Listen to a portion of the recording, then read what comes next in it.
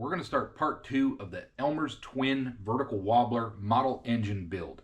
But before we get started with that project, I'm going to share some things that I acquired to help me with this project and future model engine builds.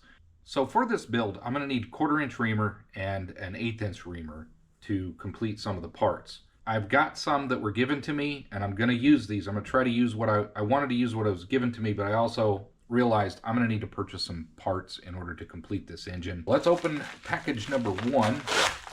And what do we have? I bought some spotting drills. I actually got 5 of these things. It was pretty affordable. I certainly didn't need 5 of these. However, when I purchased these, you could buy 2 for 1 or 2 for nearly, 2/3 the cost of buying all 5. So I might as well just get 5. So I bought some spotting drills.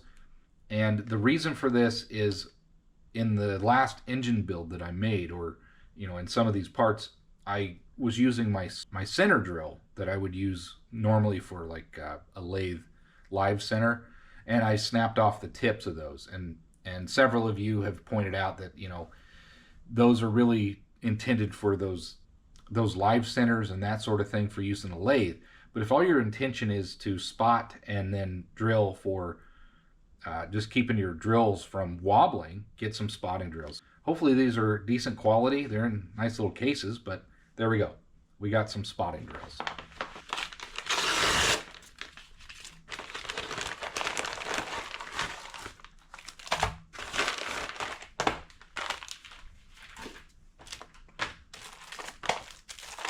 I got an assortment of Imperial set screws. Now I don't have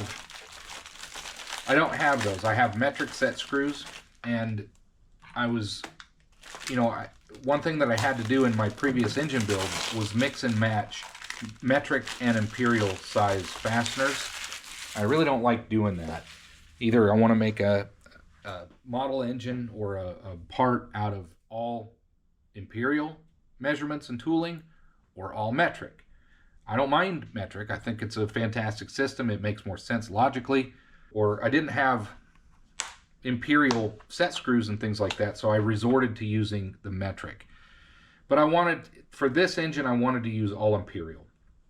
So we got an assortment of set screws. We're going to be able to use these for this engine. That's one thing I picked up specifically for this build. We got a set of reamers. I got new reamers, and this is a small set. For model engines, though, this is going to be good. I hope it's good anyway. The reason that I bought these, even though I had a couple 1/4-inch reamers here, this is a set that goes from like 1/8 inch up to 1/4 inch. The reason I wanted to buy these is I'm hoping that these will ream properly and get the measurements that I need. These are used, they've been around the block, and I'm not sure how accurate they are. I think the 1/4 inch are going to be fine, but I do believe that 1/8 inch is undersized by 2 or 3 thou, and it's 120, what's it say, 124 thou. It's not 150 or not 125.1 or whatever. So I think we're going to run into some issues with that. Most things that you find on Amazon seem to be metric, but I did find this set that was imperial. Oh, this is 5/16. These are H7, by the way. Here's a 5/16. This should be 1/4. Here's a 1/4 reamer. Here is 3/16. And finally, we have an 1/8. So we've got a decent little variety. I didn't want to spend hundreds and hundreds of dollars on a reamer set, because I know you can. I know they're expensive. And I knew this small set is going to enhance the reamers that I have in order to work on these small engines. So we got 1/4s, we got a 1/4 here, and 5/16. I think we're going to be able to, actually these aren't a 1/4, these are 5/16. Regardless, we got a nice set here. I'm looking forward to using these. Finally,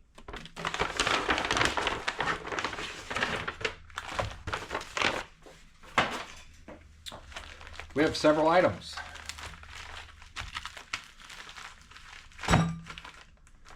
I got an assortment of drill rod. These are what I'm going to be using for the crankshafts, the flywheel shaft, the drive shafts, whatever you want to call it. the pivots, all of those things, they need to be precision ground. They need to be nice rods. This is what we got. Each of these is a 5-piece set. These should be 3/8. They're all drill rod. They should all be pretty well precision ground. 373 on that end. 373. Pretty consistent. 373. This thing seems to be ground very well, across 3 different points. Again, we have these down to 1/8 all the way up to 1/4 inch up to 3/8, and I think that's going to be plenty big and a good variety of precision ground drill rod for the projects that I want to work on. And this is part 2 of the Twin Vertical Wobbler from Elmer's Engines, the model engine book that has been written. There's a lot of cool engines in this book, but a friend of mine challenged me to make this one. He finished his. It turned out really good. We'll see how well I can do compared to his. So today we're going to continue on with this model engine build. And the first thing we're going to do is get our granite surface plate out, and we'll start laying out these parts like we did on the last one. And they're really just witness marks. They're going to be points that I'm going to be drilling and tapping or doing through holes or blind holes, all that sort of thing. But regardless, that's going to keep me on point for when I'm doing all the indicating, edge finding, and trying to hit my marks. With that, let's get you over here, and I'll try to get some good lighting and everything so you can see what's going on. It's pretty long and tedious and boring, but I'll try to record it in such a way that it's not that arduous to watch.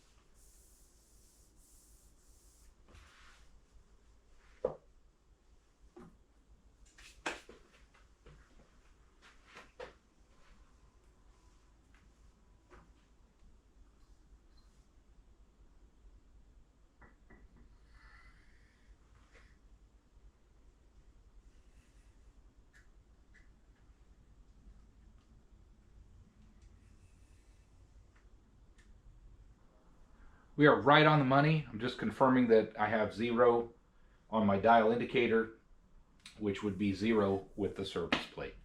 I think we can get started with our layouts. I think the first thing I want to do is the base. Let's do something easy. The base is just going to have 2 holes in it, and they need to be centered across the long plane, and then it's 3/4 inches between each hole. It should be pretty close to 2 inches wide, if not exactly. I know I didn't hit all my marks 100%. Let's see how wide it is, and we'll do a little bit of math. 1998. We are just under 2. I think we can just work with it as if it was 2 inches for the math. It'll make it a little bit easier. So the first thing, and then our width, sorry, let's check that. That ended up being 1.5. 750 thou down. And we're going to do the same thing we did last time, where we scribe a line and we'll flip it over, scribe again, and make sure something's not off. And it just kind of helps keep your mind wrapped around what you're doing. Hopefully you can see that well. This is our workpiece. I just checked it. It is within 2 thou of being 1.5 by 2 inches in dimension. So there's 0. I want 3/4, which would be, there's 750 thou. And let's see how this does.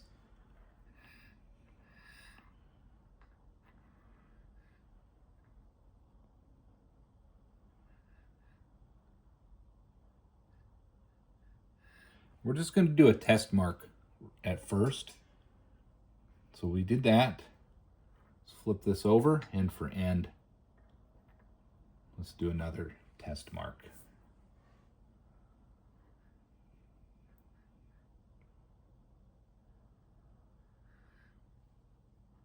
I think you can see that. That's exactly what we want to see. It's right in the center. So we're going to go ahead and scribe that.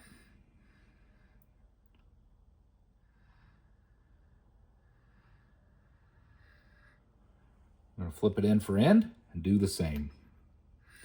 Hopefully you can see this really well. I'm using a better camera.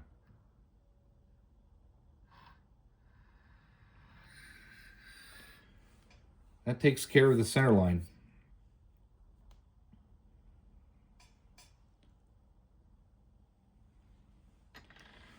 We need to come in from either edge 625 thou. So in theory, this would be where the top hole goes.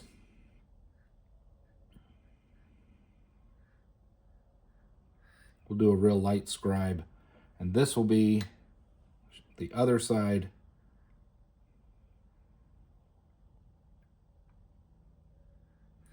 And that should be 3/4 of an inch between those two marks, if all worked out. 750 thou between, 745, 750, and sure enough, spot on. And this is all tedious, kind of boring maybe for some. It's not action, but this is really interesting stuff. This thing works really well. I'm quite surprised at how accurate this seems to be. So we're going to go ahead and scribe those marks.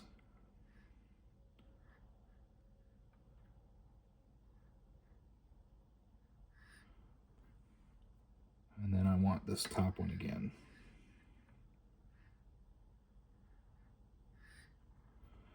And that's going to be where our holes go for the through holes in order to mount the column. The base has been marked. We're good to go. The next part's going to be the column. Now this one, we're going to need a center mark. We know that. We're going to need kind of a center mark on the other sides, on the sides, because that's where I'm going to have some through holes, air holes, just all kinds of different stuff we got to do. So we want 625 thou in order to get our center line on the long plane. There's 6, come to 625. And let's do, like we're always doing here, let's do a test mark. Flip it over.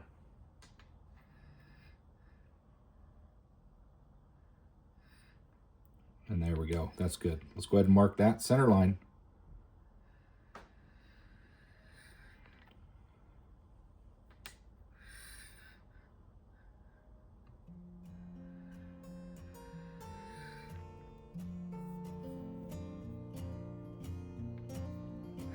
You get the point. You can follow along in your own plans, pick your halfway marks, and then find out everything that you're looking for, and just start doing all your scribes.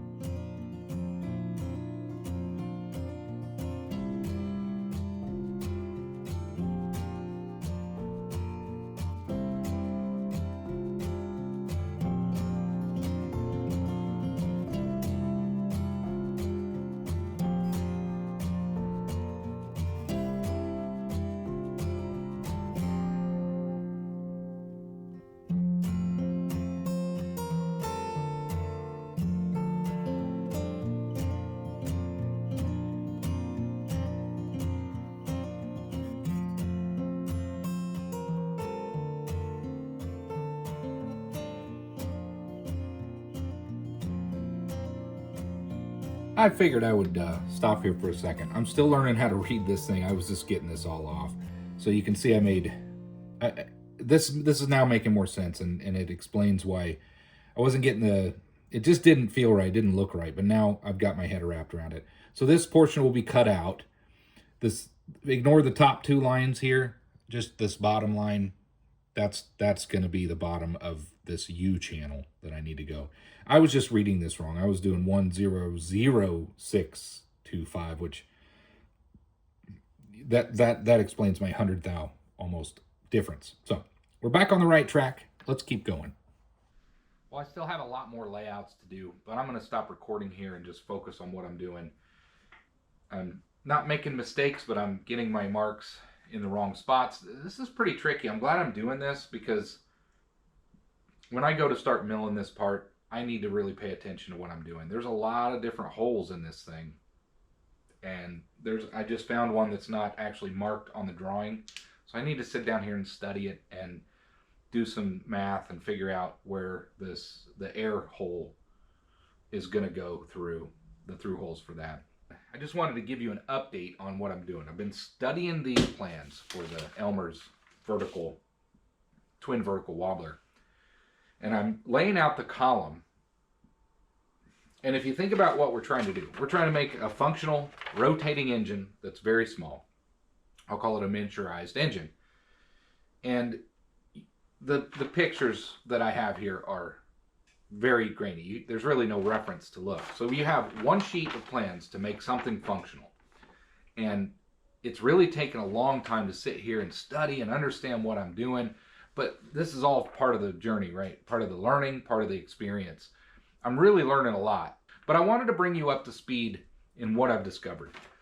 So I've been laying everything out. I've got my base mount holes drilled. That's not a problem. I've got my center lines all made. I've got my holes that I can drill for the oil, for when I want to oil the crankshaft or the flywheel shaft. I've got the layout where I'm going to mill out the portion where the flywheel will go. All of that stuff's kind of obvious. And then I'm getting down to where the air inlet and the exhausts are. And I'm looking at it and studying, and I'm like, well, there's no dimension there. I'm trying to figure out why I can't get... I was going to mark that on this piece. Well, on these plans, and again, I'm a newbie, so I'm still learning about all this stuff. But on this plans, it actually specifically says a drill jig. And if you go back to the front page, it talks about the drill jig. Align everything with your pivot, and once you align your drill jig with your pivot shaft, that's where you're going to come in and drill your exhaust holes. And you'll do that on both sides, which is the whole point of using the pivot, the drill jig. I'm not going to mark those holes necessarily. I do have the side pieces for the pivot shaft and the crankshaft. So you're going to have a hole in the middle to have your air intake. And that's going to have a through hole all the way through, so that you're going to have air coming in, and it's going to go out both sides into one hole. But remember, that hole's not going to be on the center line. That's going to be a hole where one of your cylinders is going to be getting the air and exhaust, air, exhaust, air, exhaust. So I think I'm done marking out the column for all the holes and the things that we're going to drill on that.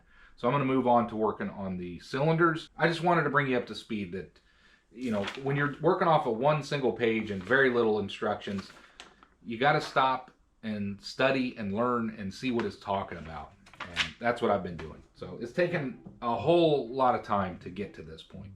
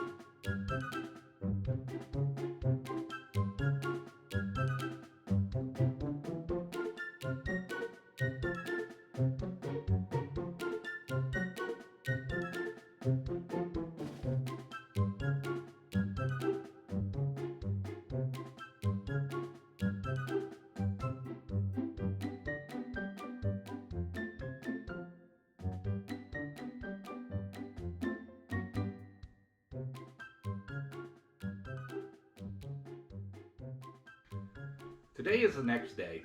I went in, it was getting a little late last night. I just wanted to get a head start on marking out all my parts. But I hope some of you find that interesting. If you want to see more of that, maybe post a comment and I'll film that. I'll do it regardless. But for the most part, I've got my head wrapped around the parts that I need to make. And for this video, it's going to help me to compartmentalize each of the components, just like the other engine builds. But when I get to the column and the two cylinders, this starts to get a bit more complex than the other ones that I made. This isn't I wouldn't call this a beginner model engine build. These, to do the cylinders as they are drawn from Elmer, there's a square portion, a flat portion, a rounded portion, sorry, and then there's some flats on that, but the bore of that is off center. And so I need to focus solely on those two parts when I get to them and make sure I get all the things done. I need to think ahead. I'm going to spend a lot of time thinking. So I think it's going to be better for me to be able to produce a video that's watchable, to break down the parts into sections of each video, and I'll try to get as many parts in a single video as I can, but this one could be a little more or a little less depending on what kind of content I can generate while working on each part. What I think you might find is there's going to be, although the two cylinders are very small parts and they're each the same, there's a lot of different operations I need to perform on these. Probably do the base and the column, get those mounted first. Let's just get that out of the way. Then I'll move on to the flywheels and we'll finish, the flywheel and the crank disks. I still need to drill and tap for a set screw for each of those parts, each of those three parts.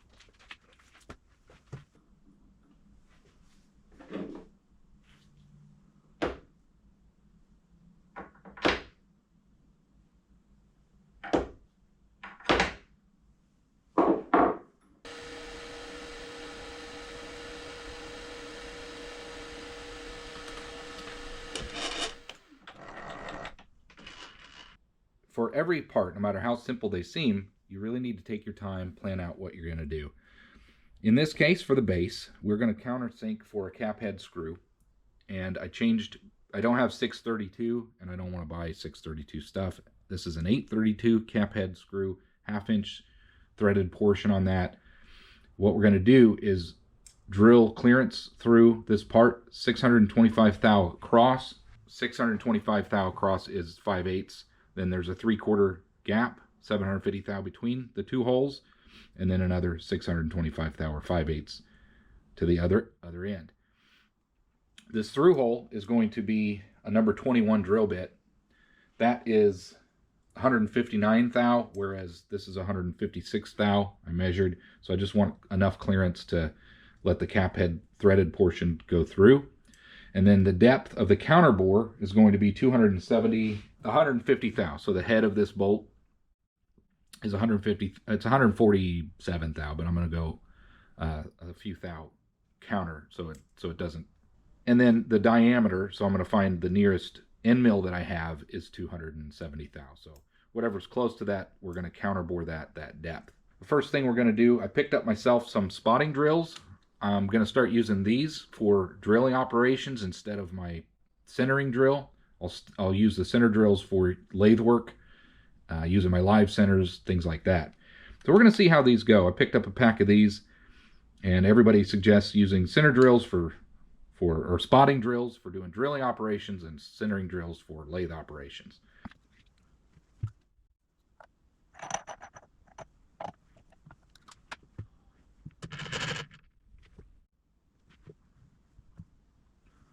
Right on the money.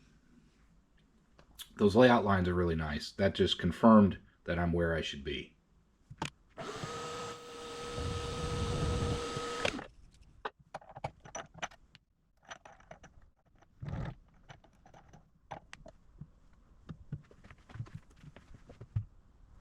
So I'm going to use some of this cool tool too. This was shared to me from Workshop Wasteland. Let's see how this tapping fluid does. I usually use oil, and I know there's a big debate. People are like, cutting fluids for cutting and lubricants are for lubricant.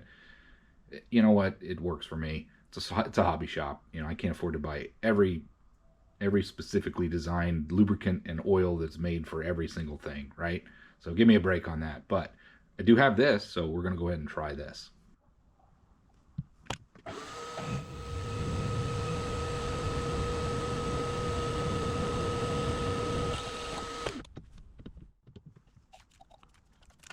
All right, we are going to counterbore this with a 5/16. It's 312 thou. I need to go 270, but I don't have anything closer to that, and I want this to be flat on the bottom, so I'm going to use an end mill. Yes, I know you're not supposed to use an end mill in a Jacobs chuck, but I'm going to for the counterbore. I don't see a problem with that.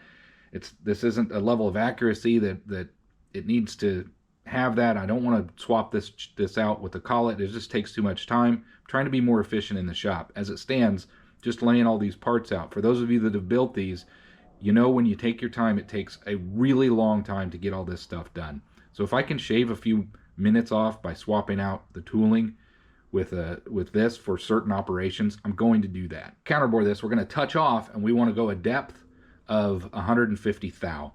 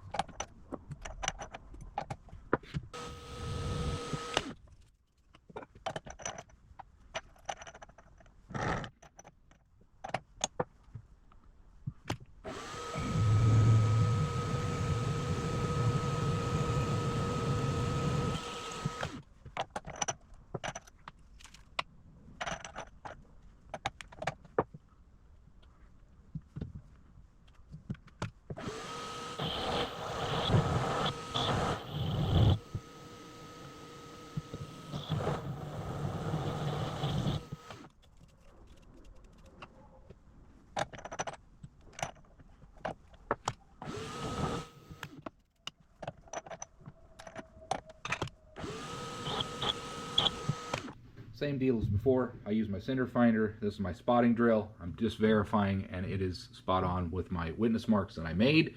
We're going to get on with drilling and tapping for 832. We're going to go with 375 thou depth of cut, and then we'll tap that.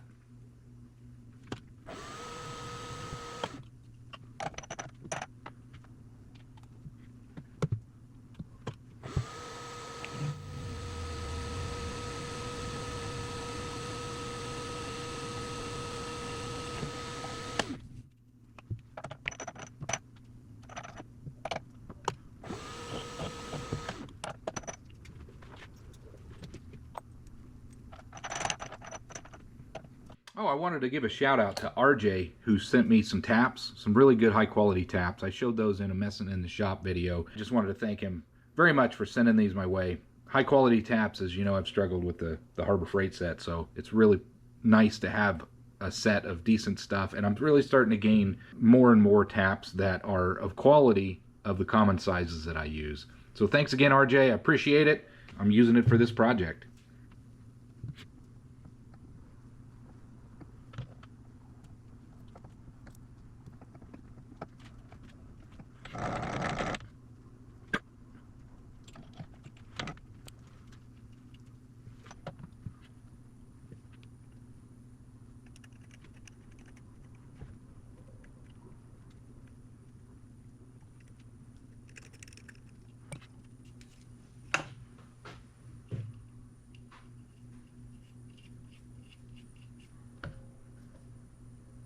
Let's repeat.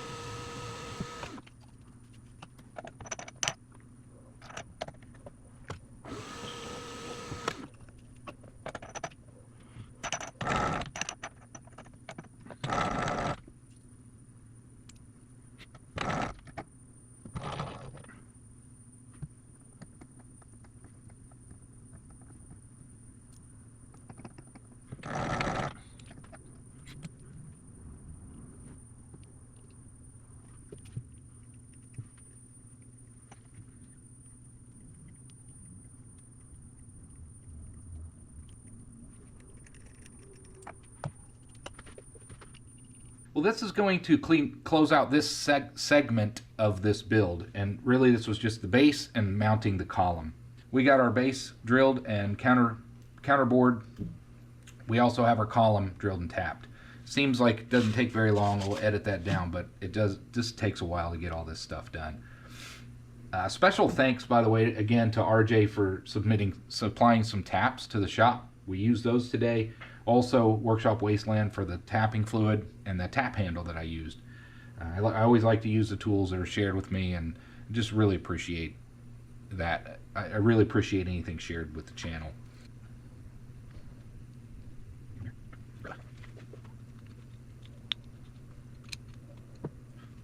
It feels good to actually get some work accomplished on this project. The next thing that we're going to do is move on to the flywheels and the crank discs, but for now, that's going to close out this section of the video. It's time to move on to the next task for this model engine build.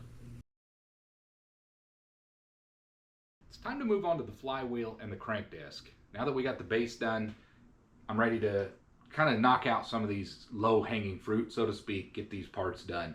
The flywheel is going to be next. We are going to drill and tap this for 1032.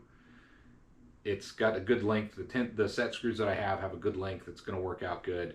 And their design calls for an oddball thread, 540 I think, on the top portion, and then a pin, I think, that presses against the shaft. I'm just going to use a set screw all the way through. I don't want to overcomplicate the project if it doesn't need to be.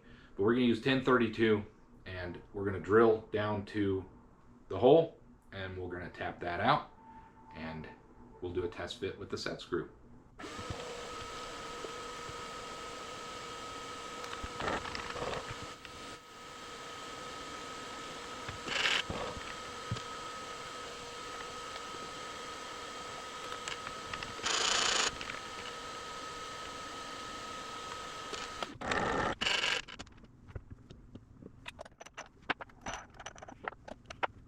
Ready to spot drill, and then we're going to drill that with a number 21 drill bit.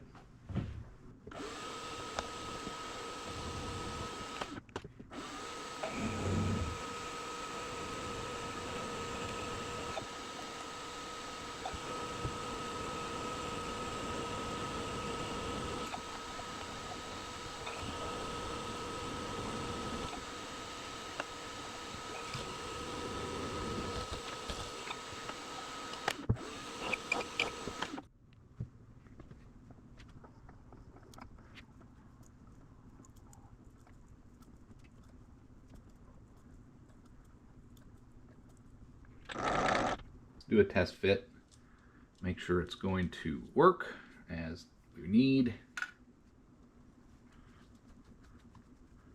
and okay, that blocks the hole. That's what we want. We got her done, and this is going to work. Moving on to the crank disc. I'm going to repeat, these are the crank discs. We're going to do exactly the same thing. I've already done my center finding where I found the center on the Y and the X axis, and we're just going to spot drill this. Drill it down with a number 43 drill, and then we're going to tap it for 440.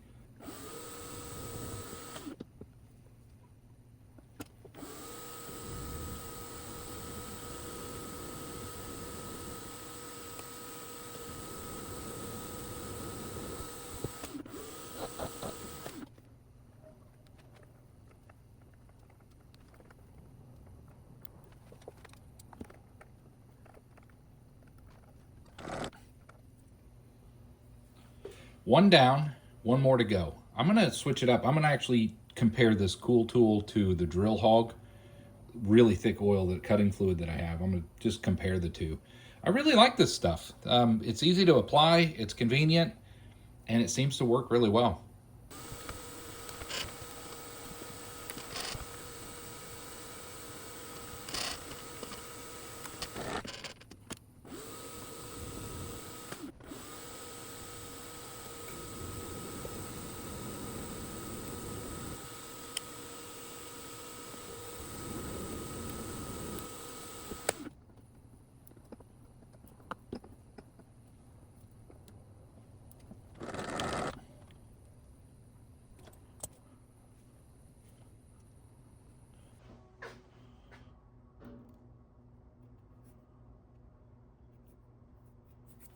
Got a little bit of cleanup to do.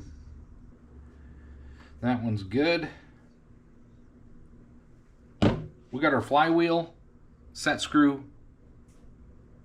created. I think the flywheel we can actually call done, and the base we can call done. The column is just the mount screw holes. We still got a lot of work to do on the column.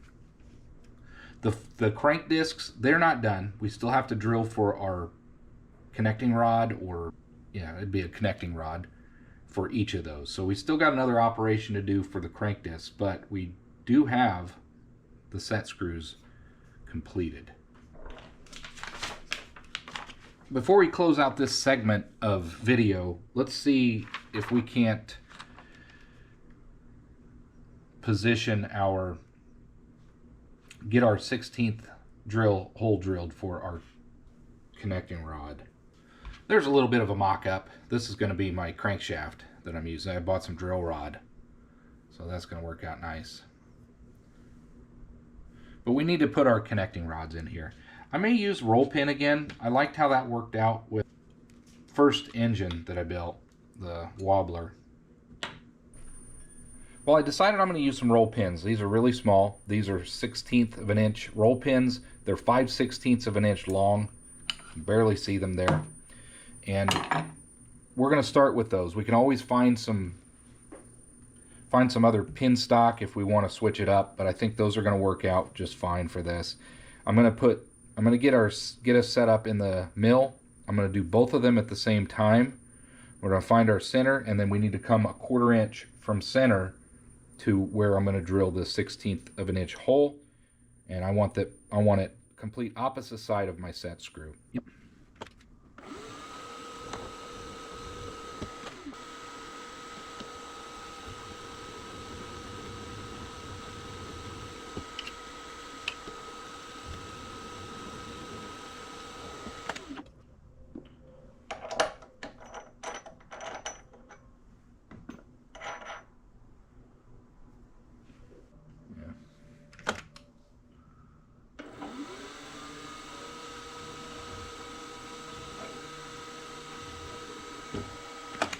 Just a touch.